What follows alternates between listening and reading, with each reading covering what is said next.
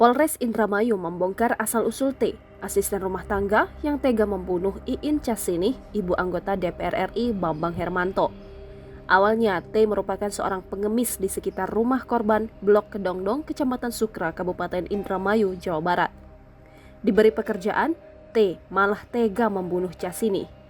Kasat Reskrim Polres Indramayu AKP Muhammad Hafid Firmansyah mengatakan, T bekerja di kediaman Cassini selama 2 bulan.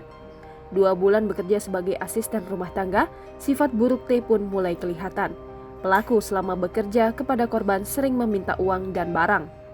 Menurut Hafid, berdasarkan keterangan saksi, korban sempat curhat soal sifat buruk T.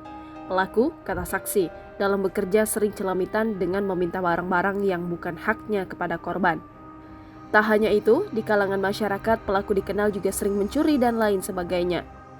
Terpisah, Warnadi, seorang warga yang juga sebagai mandor desa menyebut dirinya tidak mengenal secara langsung pelaku. Namun dia beberapa kali melihat T bersih-bersih pekarangan rumah korban. Sementara tetangga korban, Lydia dan suaminya Adnan mengaku tidak terlalu mengenal T karena tertutup. Jangan lupa subscribe, share, komen, dan like ya!